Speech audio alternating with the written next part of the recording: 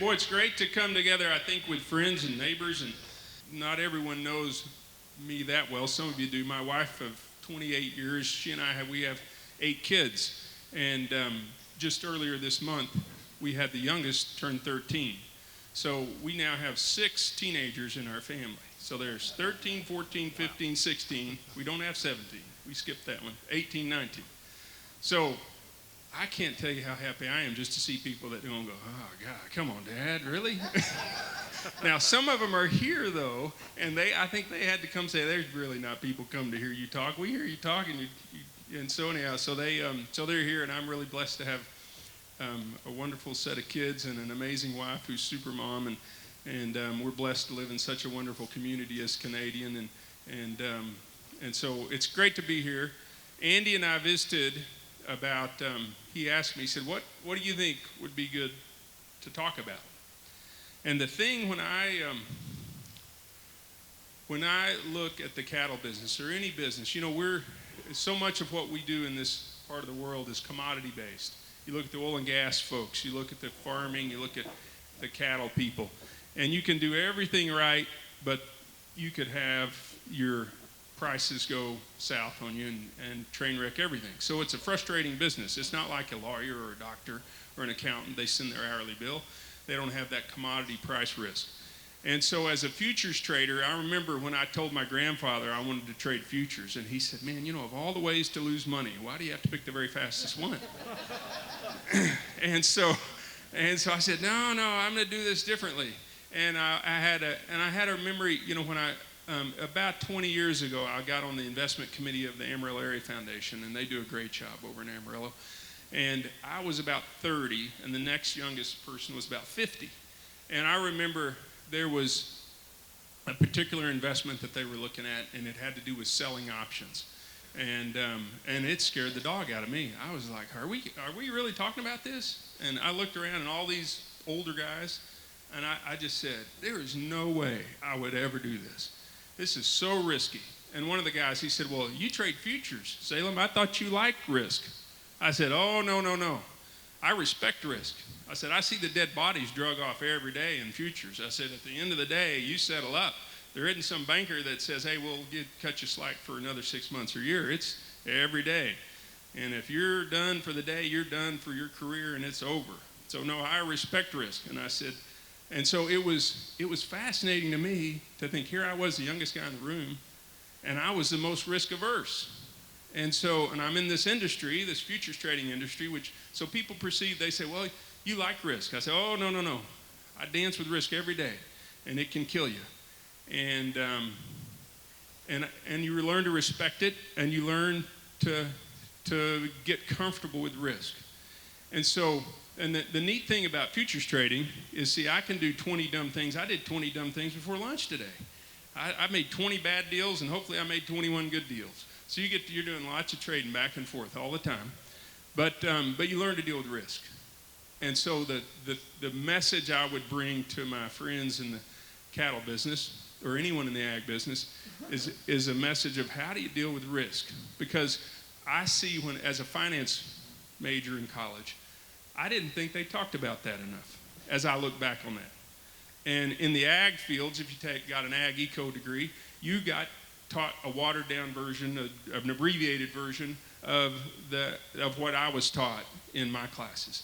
And I tell you what they teach you. They teach you middle of the road. They teach you averages. It's like let's do a pro forma, and it's kind of what's your most expected, your most likely case. And so it comes to these averages, and I see in the finance world, I see they do averages a lot. They'll do, everything's averages. But what I find in finance is that what kills you is not average. It's the extremes kill you. The average person on the average day does not die. We don't have to worry about dying, right? That's a finance approach to it. But we don't do that in the rest of part of our lives. I bet most of y'all wore a seatbelt here today. You get in your car, you put a seatbelt on. You're planning on a worst case event, something that may happen once or twice in your lifetime where that seatbelt saves your life. And what I want to talk about today is over the next 50 or 100 years, what's the worst thing that will happen in the cattle business, and can you survive it? And can your family continue to be in this industry beyond that? And I'm a guy that my great-grandfather, one of them was a Lebanese merchant. One was an Irish rancher south of town, the Lewis Ranch, W.W. Lewis. It's not there anymore. And it's not there because my great-granddaddy W.W. Lewis in the 30s got into farming. He did cattle and farming. And we'll look at a chart that shows you a perfect storm. Both of those markets went in the tank hard in the Depression. And he sold 5 sections to keep one. And it's interesting, his kids and his grandkids did not ranch. Now, his great-grandkids, my brothers are out there, and they ranch. But he did not survive the extreme storm that hit him. And we don't know what's coming down the line. We don't know the next 50 or 100 years. But it's prudent, I think, to think about that extreme event that may happen. And you know, right now it sure isn't much fun. I get that. And we'll talk about that. But you got to be able to survive the extreme storm, or you're out of business. And that's what I live with every day as a futures trader. But I tell you, I'm the biggest chicken as a futures trader. You hang up your pride when you come in there. You hang up any kind of courage. You say, no pride, no courage. We run when things get bad. And we'll talk about that some too. But so, let's go. This is, now there's 50 slides here. We're going to run through some of them pretty fast. There's only 2 happy slides. This is a happy slide, so savor it a little bit, okay? I'll tell you when the other one comes. Now, they're not all bad. There's 2 happy slides. I think there's about 15 kind of neutral slides, but there's some scary slides. It's kind of like looking at car wrecks. What I've learned is if you want to survive a car wreck, you study car wrecks. And it's not much fun studying car wrecks. But if you want to know how to survive a car wreck, that's what you better study. And that's what I study. I have, one of the reports I run every day is I look at the 10 best days and 10 worst days of the existing positions I have on. I want to know, looking back to 1980, so I have a 36-year worth of daily data, and I said, what are my 10 worst days with this set of positions on today, right now? And if it gets too crazy, it sends me an email automatically, and I know that, hey, well, we've gotten kind of out there a little bit on a limb. Do we want to be on this limb? And so you study car wrecks. That's what we're going to do today. We're studying industry car wrecks, and we're going to try to think about how do we survive those? How do you survive them? Because it's not if, it's when. There will be a horrible market that we have got to survive, or we are out of business. And that's what I think, when I look at my friends in the cattle business, I'm like, man, I couldn't sleep at night. I'm fine sleeping with my futures, but this is tough. You guys are doing stuff, and the way you handle risk sometimes, I'm like, man, I couldn't do that. I've got to lock everything down. So this is the Optimist Creed. I had to learn this. My grandfather made me learn this. Optimist Creed. He said, when I'd get down, he said, now tell me the Optimist Creed. It's kind of hard to read, but it says, as you ramble on through life, brother, whatever be your goal, keep your eye upon the donut and not upon the hole. So it's great. Daylight Donuts did that, and my grandfather, he saw that when he was at the Texas Centennial in 1936. He got a little button, had that on it, and so he's committed it to memory, and he would always have me recite it when I got down. Now this is true, but I'm going to say we're looking at the hole today. He would be disappointed in me. He'd say, "Golly, this is a downer kind of thing." Fortunately, lunch is long past. We haven't eaten dinner yet. If you get a little queasy, maybe we don't have much on our stomach. But I think it's worth looking at. This is worth looking at. So that's one happy slide. There'll be another one coming up. I'll tell you when we get there, okay? Okay, hope is not a good strategy. I see people do this. I'm like, no, hope is a bad strategy. This is not about hope, okay? So no, we're not hoping. This picture is a fascinating picture. I thought it was Photoshopped the first time I saw it. You see the house, and I thought, no, that's somebody stuck that in there. This is a true story. This is a real picture. This one house survived. This is after Hurricane Ike. And so we went and researched it. We said, well, what's the background? And here's the story of it.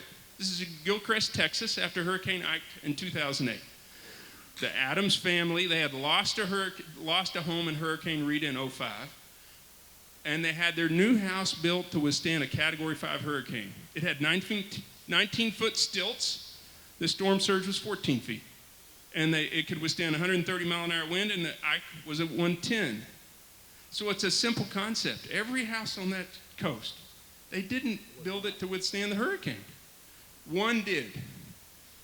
And you build your house with the hurricane in mind. And they did not teach us that in finance school.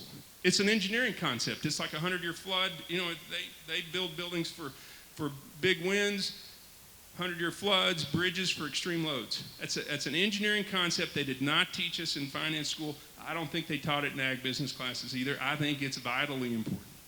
And if I could share one thing, if there's one takeaway today that I could share you as a futures trader, is you build your house for the hurricane and you can survive. It doesn't have to be pretty. That's not pretty. But they survive. They go on. And with your business, that's the same way.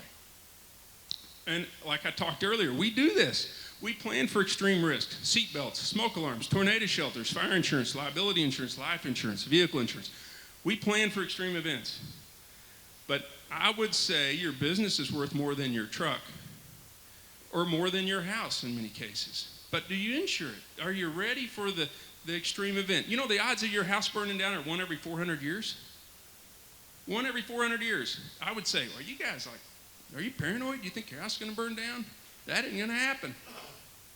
But I would say the 50-year event with cattle tanking, or any ag tanking, oil and gas tanking, any of the commodities that we do around here, those happen more regularly than a house burning down, and I don't think we always have a plan. And you need a plan. So what I'm hoping to do is walk us through some exercises to think about what is our plan. And it's not much fun, but we can do it. And when the hurricane comes, we want to be like this house that's still standing that we talked about. Okay, here's a second happy picture. That's the one that you want to leave up. That's what we love about ranching. Man, that's what we want. So anyhow, we got to protect this, though. This will not be protected if you don't have a plan for the 50-year train wreck, the 100-year flood, the 50-year flood of event that may hit any of us during any year. Okay, there's two things. There's you and the storm. And everyone thinks of the storm, but I want you to think about you. I make money off emotional people. That's how I make money every day. And your emotions will get you in trouble. We had Ken earlier. He said, if you're in the crowd, be careful. I'd say if you're in the crowd, I agree with that. If you're in the crowd, be careful. If it feels good, be careful. It needs to be uncomfortable for you to do things sometimes, because if it feels good, you're in the crowd and you're going along, and I make money off emotional people. We'll talk about that more later. But that's, so you are half of the battle. This is Temple at Delphi. This is way back. This is a Greek temple 3,000 years ago. Alexander the Great goes there. Other people go there. There's the Oracle of Delphi. The wisdom, all these wise people in Greece would go up there and they'd talk about wise things. So there's a couple inscriptions in the forecourt of the temple at Delphi. This is it now. Know thyself. That's one of the inscriptions. The other is nothing in excess. That's probably good advice too. Those are the two inscriptions, the temple at Delphi. Know thyself. So we need to know ourselves. Sun Tzu, Art of War. Know your enemy, know yourself. You can fight 100 battles without disaster. Knowing ourselves is important in this equation when we're talking about surviving the storm. So here is the test. Now, everybody's going to pass something out. This is a real test. We're going to spend 5 minutes doing it, and we're going to learn something about yourself. That's the goal here, okay? And the goal of this test, so this test, it's an estimation test, okay? Okay, so here are the answers. Are you ready? It's time to grade. You grade your own paper. You don't have to show it to anybody else. If you're like me, you won't want to, or Andy, you don't want to show it to anybody else. Okay, that's a clue. Statute of Liberty, 225 tons. All right, you got to pick the ranges. If it's within the range, that's right. And if it's not, it's wrong. Books in the Bible, 66. See, some are really pretty far-fetched. Some you may know, like books of the Bible, you may, hey, I know exactly the number. You can narrow it up. Some you need a wider range. Okay, 747, 395,000 pounds. Okay. All right, Sahara Desert, 3.5 million square miles. Students in Texas school in 07-08 was 4,651,516. Pulitzer Prize, $10,000. You know, the Nobel Prize is the big money one. The Pulitzer Prize, the writers don't get paid as much. So, did you hear it again? 10,000 Pulitzer Prize. How many hairs on the average blonde woman's head? 110,000. Blonde women have more hair on their head than brunettes and redheads. Brunettes are 90,000, redheads are 100,000. So that's what it says. I haven't counted them myself, but that's what they say.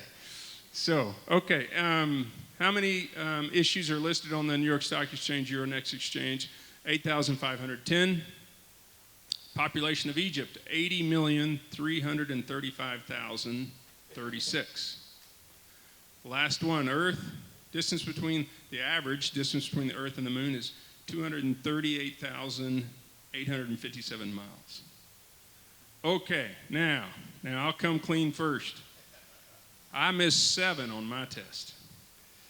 Andy, you missed how many? 8? 2, bull. I was there. It wasn't 2.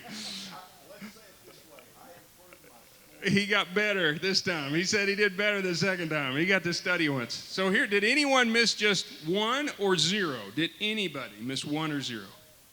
1. Okay, John C., good job. See, he's a math guy, the accountant. He said, go wide. Yeah. Yeah, see, he was going, he didn't go 0 to infinity, but close.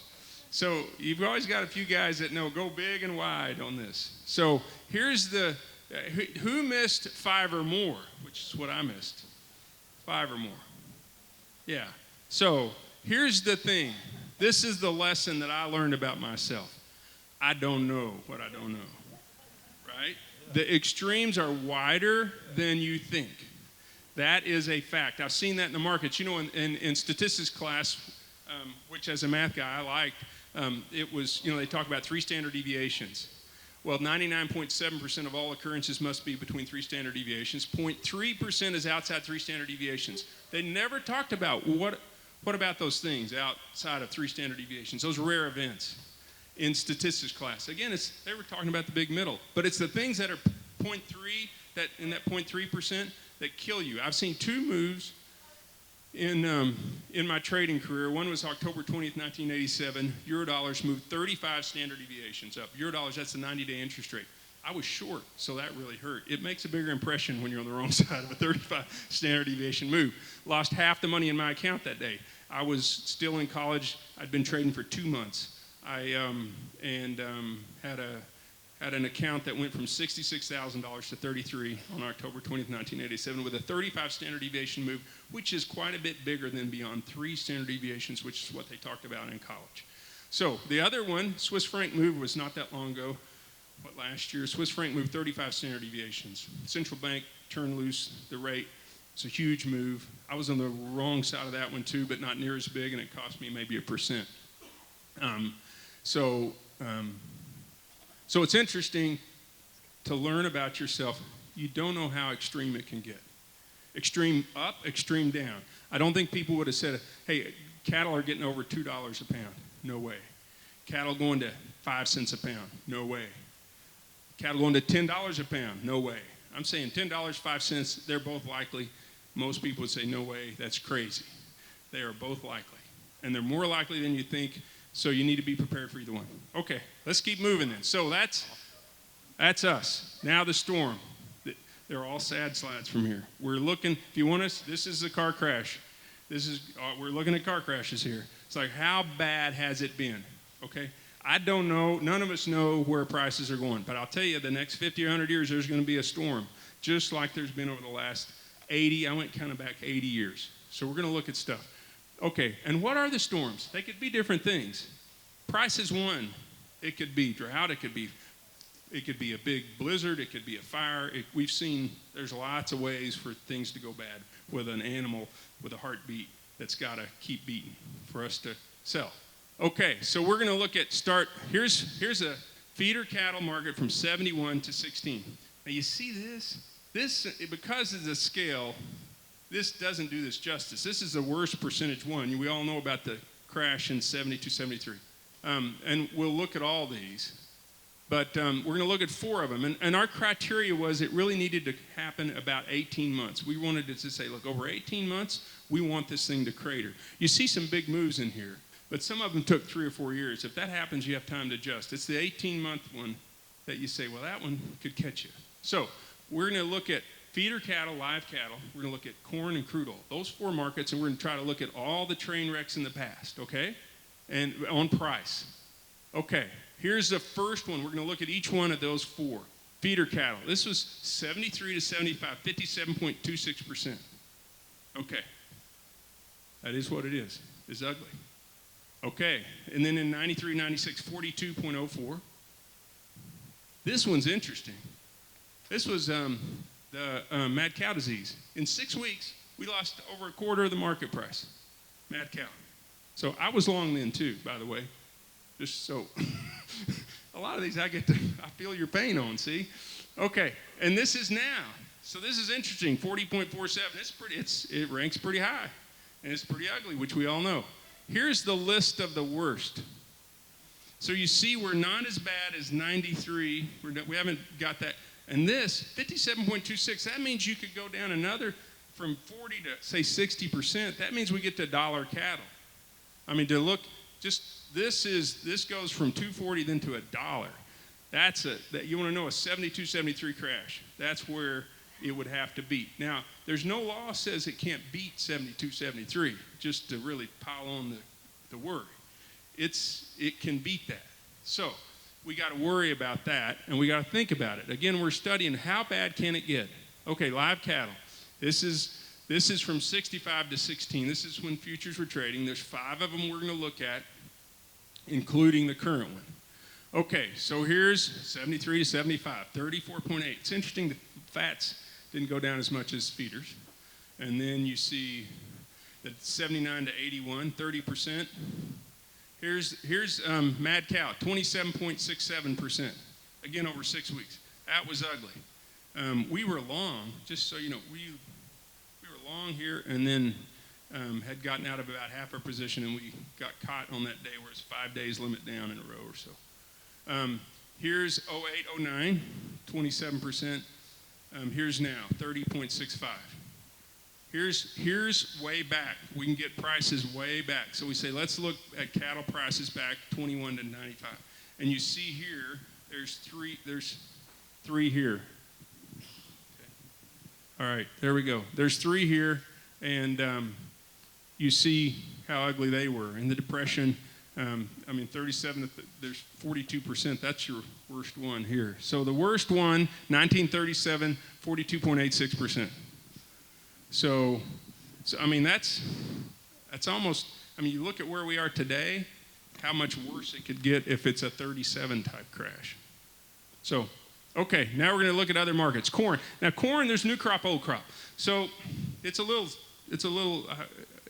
isn't always a fair assessment, but we looked at some of these on corn. It's interesting to look at. So there's 50%, 35%, 52%, 57%. This is way back. Now you want to see ugly. Look at the Depression here. 75% drop in 30 to 32. That's when my great-grandfather was getting into farming. That was a bad time to get into farming, right? Go borrow a bunch of money, buy some tractors, and then watch your commodity prices drop.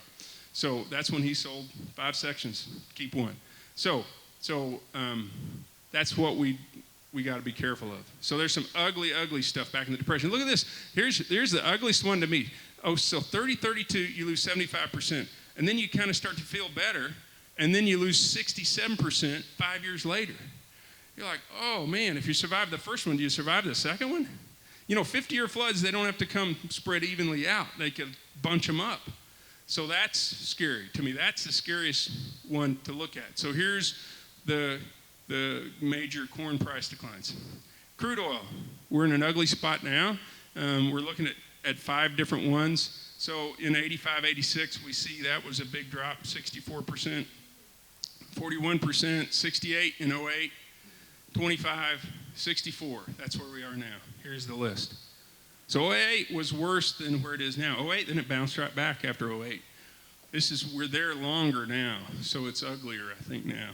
85 was ugly, of course. Okay, So, other storms. There's other bad things can happen. Death loss. This is in South Dakota.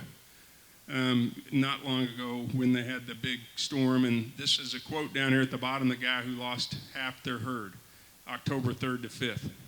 Said, I've been in this business 50 years, I've never seen anything like this. So when are we going to say that over the next 50 years? And what is it going to be? I don't know. Oops. Drought. There. Drought. We've seen that here lately. Drought's no fun. Other storms. Interest rates. You know, we all love that variable rate because it's low. But when it spikes up, what happens in it? If rates spike up to 20%, what happens to, are we okay with that? No. I don't know. How do we handle interest rates? So that's a storm. Okay, what to do? Now this is my analysis. This is me trying to think extreme.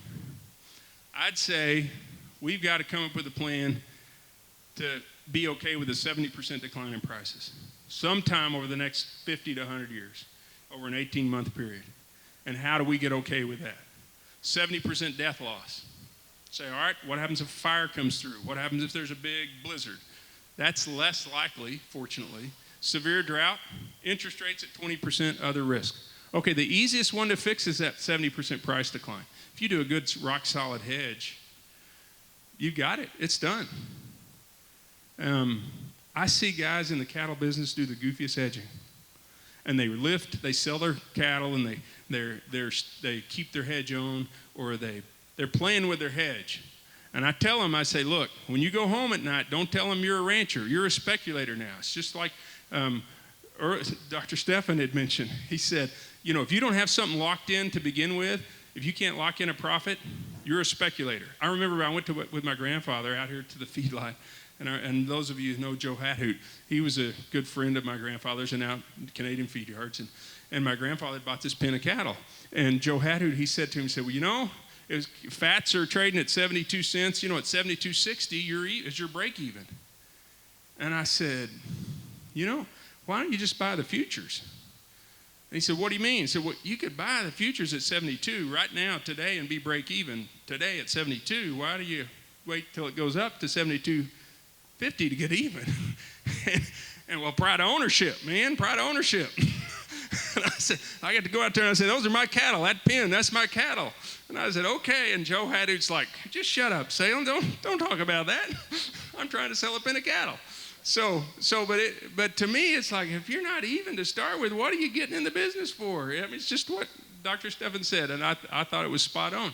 You got to have a price that you say, I can make money at this, and the storm won't kill me. So hedging your price and rock solid, and don't play with your hedge. If you want to be a speculator, be a speculator. But don't be a farmer or a rancher or an oil and gas guy playing with your hedges and admit that you're not a speculator, because you are. And I see guys do that, and I shake my head and it goes, I couldn't sleep at night. I could not sleep at night.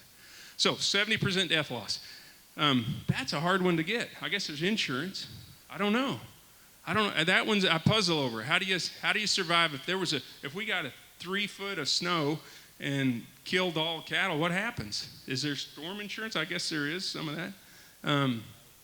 That one's tougher. Severe drought. Fortunately, a drought comes on slowly. I think you could adjust to drought if you were on top of it. Interest rates at 20, I'd do fixed rates. I wouldn't do variable rates unless you knew you could sell your cattle and get out of that loan quickly. So interest rates are easy. Price decline easy. Severe drought, that's tough. The biggest, toughest one is that big death loss. I don't know how to deal with that as much. But those are the things that if you want your grandkids and great-grandkids to stay in this business, you need to be ready for an extreme storm. That is the thing. This needs to be your house. That is the main thing I would say. If you want to be that house, you've got to design your house and design it with the storm in mind. That is the main thing and my main message today. We trade in the futures markets. Where do I think cattle prices are going? Mostly, I don't know where cattle prices or any prices are going.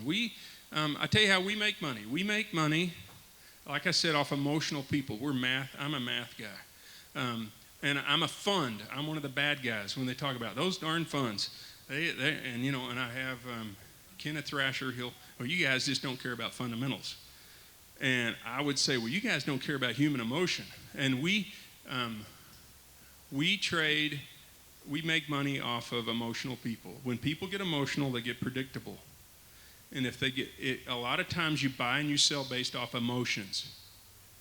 That's an emotional decision. And if someone's emotional and they buy or sell, then you say, if I can predict their emotion, I can predict if they're going to buy or sell. And that'll give me a slight edge in the market. And I just need a slight edge. I need just a very slight edge. I've been trading for over 28 years. We've averaged 16% average annual rate of return. So, $1,000 with us would be worth 80-some thousand now. So what I've seen is the extremes are where we'll make our money, the big moves. Like in 14, we went long cattle in February, and we got out in December. We were long for 11 months. That's a long trade for us. And so it was a move, though, that people didn't think would happen. We were long milk, too. Milk was our best trade that year. I had a dairy guy call me and says, y'all are long milk here. Why are you long milk here? Long. And so we tend to buy things that are high and bet they go higher, and sell things that are low, betting they go lower. And that's most funds you see. They have a trend-following component to them. But you could cover up the market. Say, Salem, I'm not telling you the market, but it's a market that humans trade. Cover it up. Could be corn, could be copper, could be sugar, could be the Japanese yen exchange rate. I could tell you where we want to be, long or short, based off that. So that's exactly right. I do not care about fundamentals. I care about human behavior, and humans are going to trade it, and humans are going to, we're wired in a way that we get somewhat predictable. And that's what my math says when we analyze price movement. Mathematically, we go back and look at all the price movements, and we say, when a market does this, it tends to do something else. And what we see is when a market moves a big amount, it tends to go further than people think. It's much like your estimation test. People don't think it can go as far as it can go. And that's where I worry about risk a lot more, because I make money off extreme moves, I guess, maybe. So we are currently short, so our positions right now, we're short a little bit of feeder cattle. We've got about, 49 different systems. Most of them are long-term trend following, some of them. So the longest term is average holding period of 3 to 4 months. The shortest term is a couple days. The ones that are short feeder cattle right now are the 2-week systems. So for the next couple weeks, I'm probably short. I don't know after 2 weeks from now. The long-term stuff is out of the markets. It's sitting on the sidelines on cattle. That's only feeder cattle. Live cattle, we're out of live cattle. Lean hogs, we're a little short the lean hog market. The energy markets, we're long a little bit. Again, 2-week systems are long, but the long-term systems are out. The corn market and the grain markets, corn and soybeans and soybean meal, we're long a little bit right now. But again, we trade, and the way we trade is interesting. I think you'd find it interesting. So we manage $255 million. We have about $18 million up as margin right now. And most people, I remember my grandfather, he came in once, he said, how much do you have up? I said, what do you mean? He said, what do you have up? Up as margin. And I told him, he's like, well, they gave you all that money. They want you to put it out on the table. I said, well, no, they want me to not lose it, and they want me to make a little money.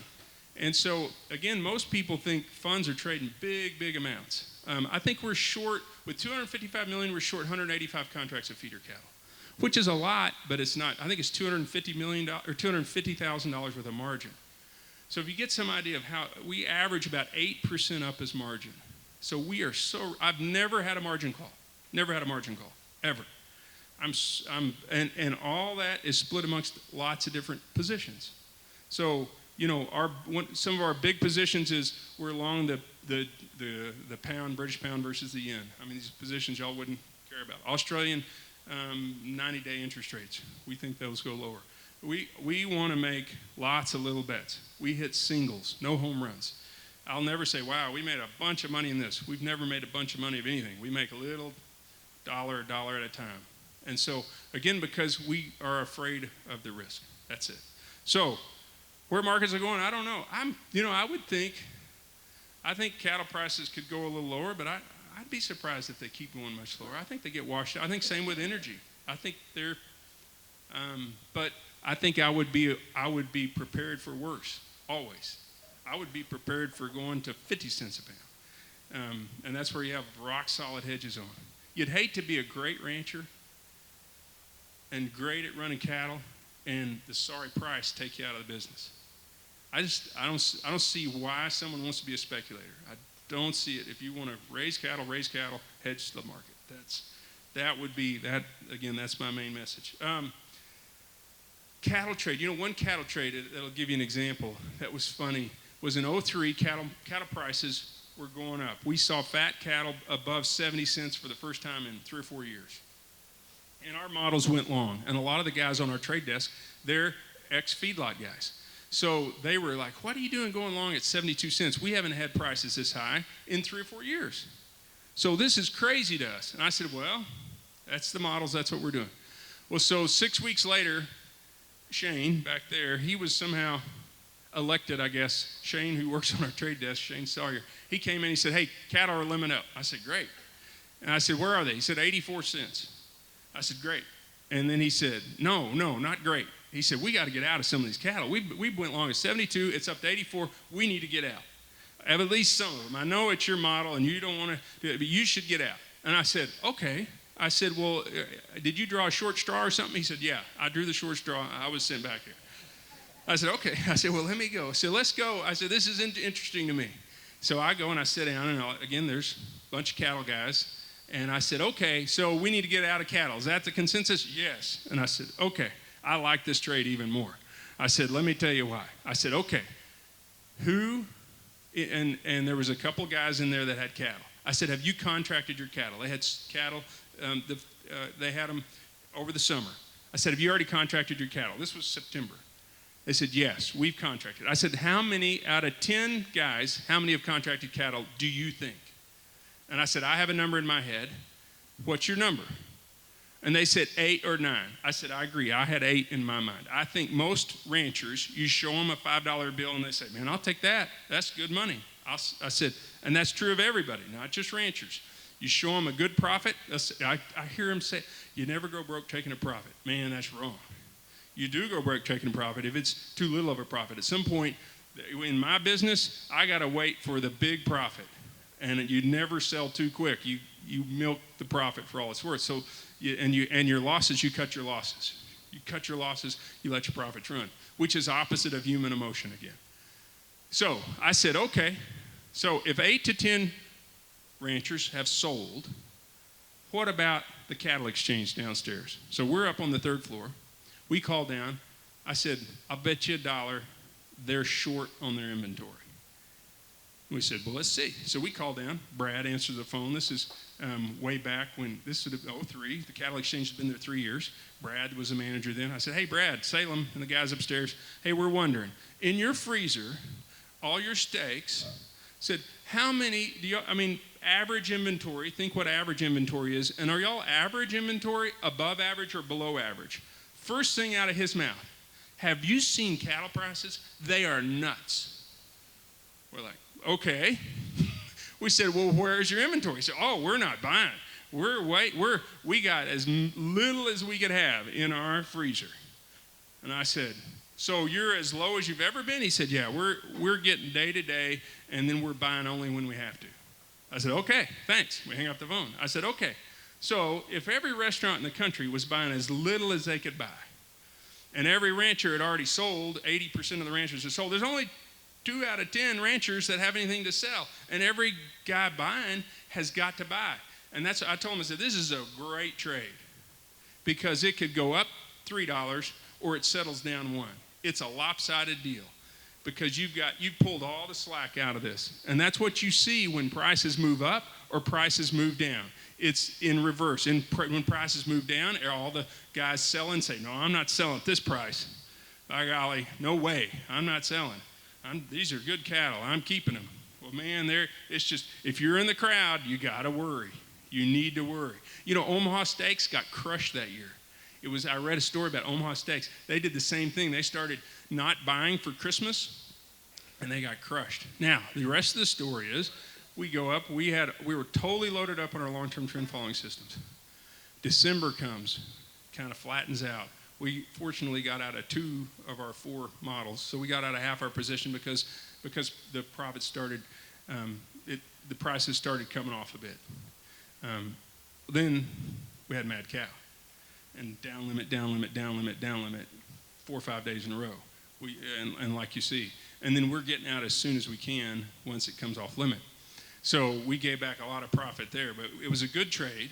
But it was an interesting trade to have so many people, the cattle guys, that they knew something about the market. Well, I know something about this market. And I said, well, yeah, but you don't know emotion and the way people are doing it. And that's how most of the funds make money. They're making money off emotional people.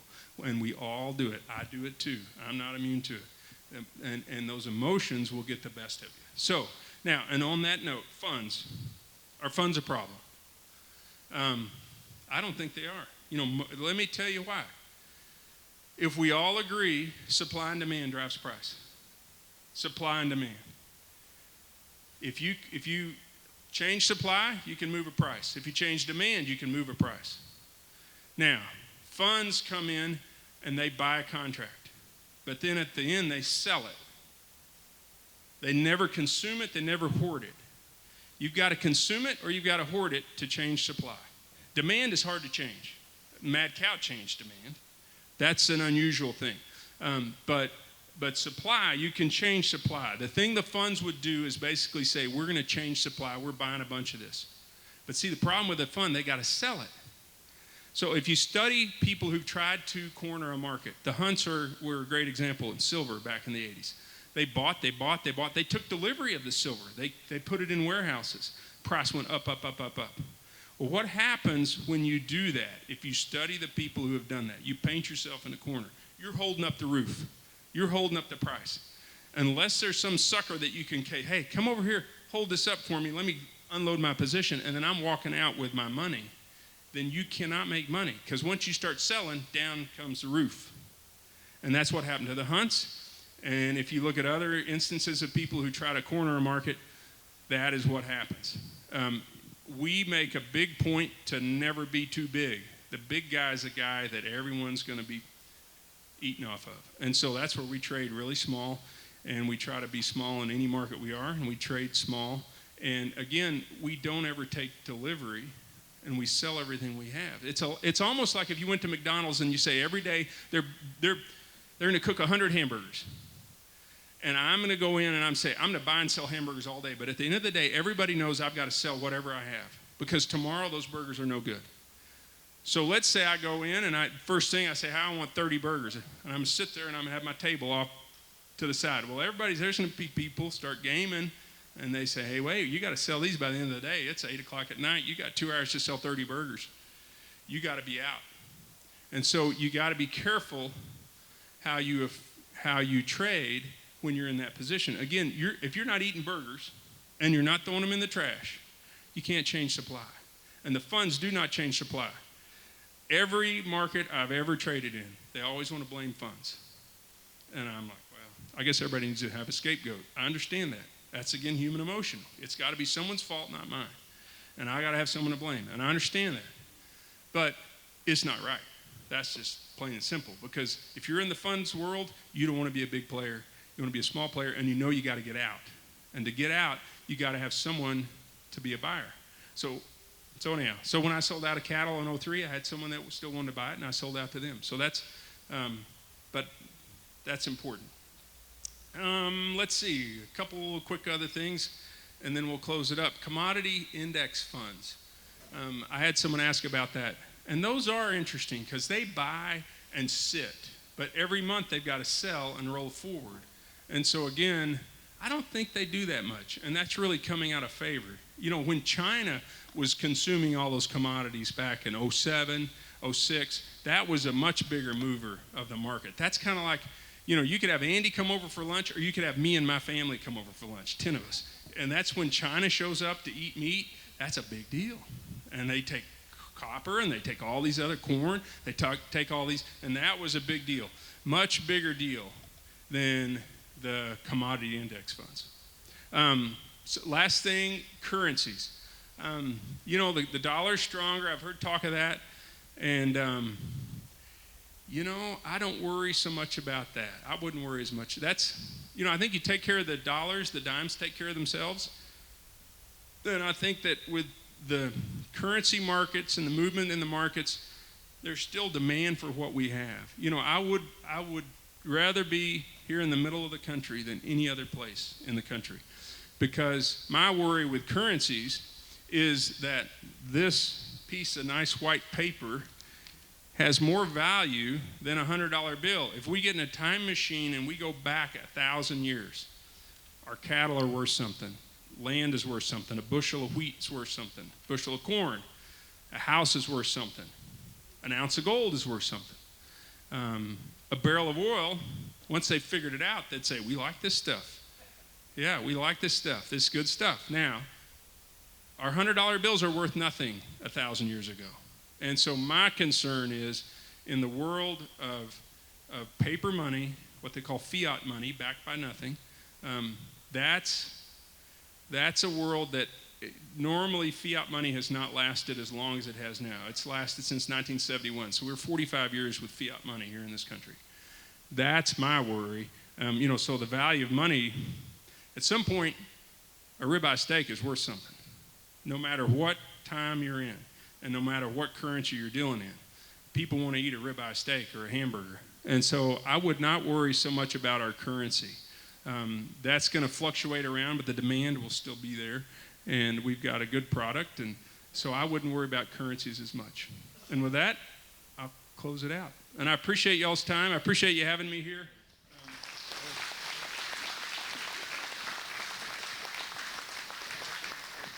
Presented to Salem Abraham Trading Company, in grateful recognition and appreciation for your contribution to Hemphill County, Texas A&M Agri-Life Extension, 2016 Beef Conference and AgTour, Canadian Texas, given on behalf of the Hemphill County